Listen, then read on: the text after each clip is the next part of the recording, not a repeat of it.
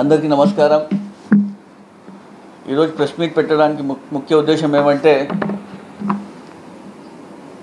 మొన్నటి రోజున ఏప్రిల్ 22వ తారీఖున జరిగిన సంఘటన యావత్ భారతదేశమే కాకుండా ప్రపంచవ్యాప్తంగా ప్రతి ఒక్కరి మనసుని కూడా ఏ విధంగా కలిచివేసిందో కూడా మనందరం కూడా ఒకసారి గమనించాలి. భారతీయులందరం కూడా మనమందరం కూడా మేరా భారత్ మహాన్, హిందూ ముస్లిం సిక్ ఇసాయి భాయి భాయి అంటూ కూడా మనం ఏ విధంగా ముందుకు పోతున్న విషయం కూడా అందరికీ తెలిసిన విషయమే. అదేవిధంగా ఆ రోజు మనం సంఘటన చూసుకుంటే కన్నా అమాయకులైనటువంటి టూరిస్టుల పైన ఏ విధంగా టెర్రరిస్టులు వచ్చి వాళ్ళకి హతమార్చడం, ఏ విధంగా అందరి మనుషుల్ని కూడా ఎట్లా ఏ విధంగా బాధ పెట్టిందో కూడా మనం అందరూ ఒకసారి గమనించాలి. దీన్ని మేమందరూ కూడా తీవ్రంగా ఖండిస్తున్నాం. వైఎస్ఆర్సీపీ పార్టీ అధ్యక్షులు జగన్మోహన్ రెడ్డి గారు దీన్ని తీవ్రంగా ఖండించడం జరిగింది. అదేవిధంగా 2 రోజుల ముందు కూడా మేమందరం కూడా పార్టీ శ్రేణులు, కార్యకర్తలు, నాయకులు అందరూ కలిసి కూడా మన అనంతపురం నగరంలో అనంత వెంకటరామరెడ్డి గారి ఆదేశాలతో మేము ఒక క్యాండిల్ ర్యాలీ కూడా నిర్వహించడం కూడా జరిగింది.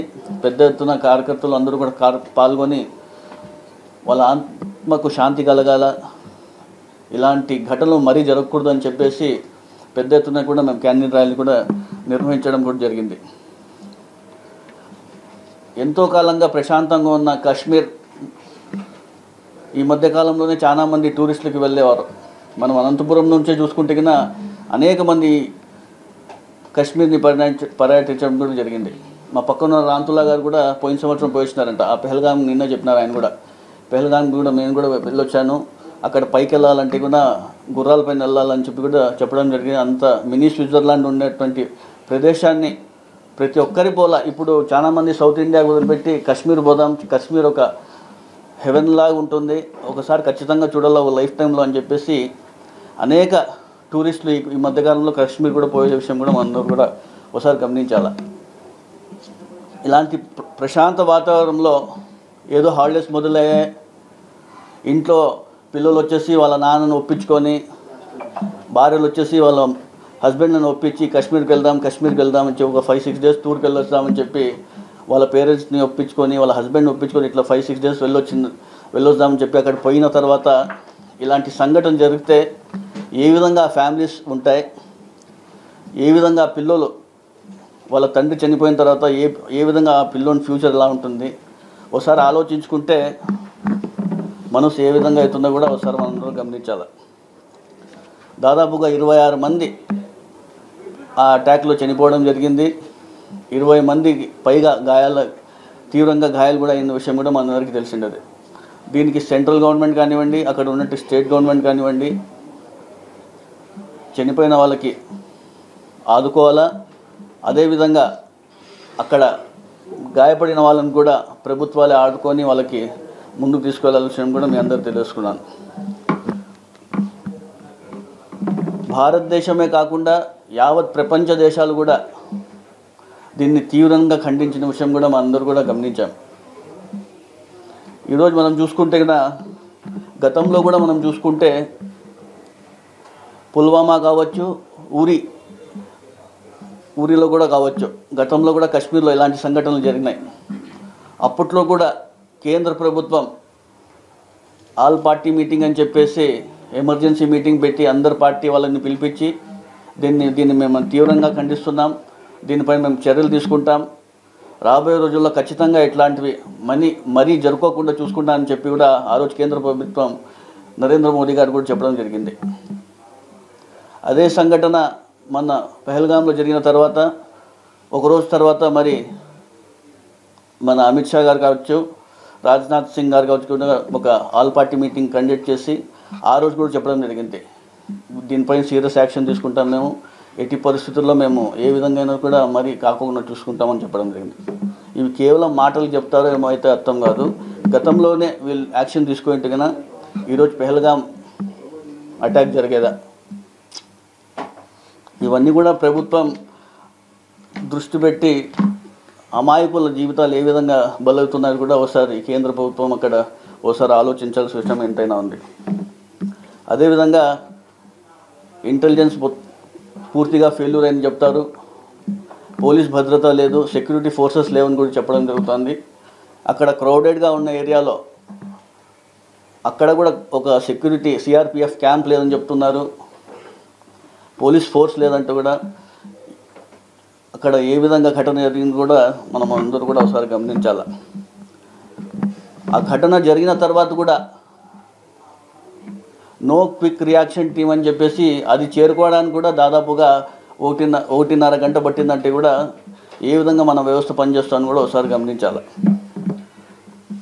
అదేవిధంగా టూరిస్టులకు సెంట్రల్ గవర్నమెంట్ ఏదో సహాయ నిధి కింద ఏదో కొంత డబ్బు అందిస్తారు, అది కాకుండా వాళ్ళ ఫ్యూచర్ ఏ విధంగా ఉంటుంది, వాళ్ళు ఏ విధంగా ముందుకు పోవాలా, ప్రతి దానిపైన కూడా చర్యలు తీసుకుంటే కూడా బాగుంటుంది కూడా తెలియజేస్తున్నాను. అదేవిధంగా రాబోయే రోజుల్లో కూడా మొన్నటి రోజున ప్రధానమంత్రి గారు కూడా చెప్పడం జరిగింది, నరేంద్ర మోదీ గారు, టెర్రరిస్టుల పైన మేము ఖచ్చితంగా గతంలో ఎప్పుడు జరిగిన విధంగా శిక్ష వాళ్ళకి వేస్తామని కూడా చెప్పడం జరిగింది. వాళ్ళు ఏ మతానికి చెందిన వారైనా కూడా వారికి ఎక్కడ ఉన్నా కూడా పట్టుకొని ఖచ్చితంగా వాళ్ళకి ఏ విధమైన శిక్ష వేయాలని చెప్తే రాబోయే రోజుల్లో మరి ఎవరైనా చేయాలని కూడా భయపడే విధంగా శిక్ష వేయాల్సింది కూడా మేమందరూ కూడా కోరుతున్నాం. వాళ్ళందరూ కూడా మన శత్రువులే. మన భారతదేశానికి పక్కన నైబరింగ్ కంట్రీస్ నుంచి వచ్చి మన మాతృభూమి పైన ఇలాంటి ఘటనలు చేస్తున్నట్టు కూడా ఏ విధంగా వాళ్ళపైన చర్యలు తీసుకోవాలో కూడా మనందరూ కూడా ఒకసారి గమనించాలి. వీరు ఒక హ్యుమానిటీకే శత్రువులుగా మేమందరూ కూడా భావిస్తున్నాం. ఇస్లాం ఏమని చెప్తుంది, ఒక ముస్లింగా ఉండి నేను మీకు చెప్పదలుచుకుంటున్నాను, ఇస్లాం క్లియర్గా చెప్తుంది శాంతియుతంగా ఉండాలా, పీస్గా ఉండాలా, పేషెన్స్గా ఉండాలని చెప్పి ఇస్లాం నేర్పుతుంది. కానీ వీళ్ళు చూస్తే ఇక్కడ ఇన్నోసెంట్ పీపుల్ని ఏ విధంగా హతమార్చడం కానివ్వండి, కత్తులతో దాడులు చేయడం కానివ్వండి, ఇస్లాం అయితే కూడా ఎక్కడ ఈ విధంగా చెప్పదు. దీని అందరికీ కూడా మేము తీవ్రంగా ఖండిస్తున్నాం. ఖచ్చితంగా కేంద్ర ప్రభుత్వం దీనిపైన చర్యలు తీసుకొని రాబోయే రోజుల్లో ఇలాంటి ఘటనలు జరుపుకోకుండా చూడాలని చెప్పి తెలియజేస్తున్నాను. అదేవిధంగా దేశవ్యాప్తంగా ప్రతి ఒక్కరు కూడా ఈరోజు ప్రతి ఇంట్లో కూడా బాధ కలిగిన రోజే. ఈ సంఘటన విన్న తర్వాత ప్రతి ఒక్కరు కూడా ఇంత ఘోరం జరిగింది, ఎలా అమాయకులపైన ఎలాంటి ఘటనలు జరగడం ఏ విధంగా అని చెప్పేసి కూడా ప్రతి ఒక్కరు కూడా చర్చకునే విషయమే. కేంద్ర ప్రభుత్వం వెంటనే ఎవరైతే ఈ సంఘటన చేసినారో వారి అందరిపైన సివియర్ యాక్షన్ తీసుకొని మరి రాబోయే రోజుల్లో ఇలాంటి సంఘటనలు జరుపుకోకుండా కేంద్ర ప్రభుత్వం చర్యలు తీసుకోవాలని తెలియజేసుకుంటూ, ఎవరైతే చనిపోయినారో వాళ్ళందరికీ కూడా ప్రగాఢ సానుభూతి తెలియజేసుకుంటూ, ఎవరైతే గాయపడినారో చనిపోయిన వాళ్ళ ఫ్యామిలీస్కి ఆ దేవుడు మనోధైర్యం ఇవ్వాలని కోరుకుంటూ, చనిపోయిన వాళ్ళకి మృతి చెందిన వాళ్ళకి ఆత్మకి శాంతి కలగాలని తెలియజేసుకుంటూ అందరికీ నమస్కారం.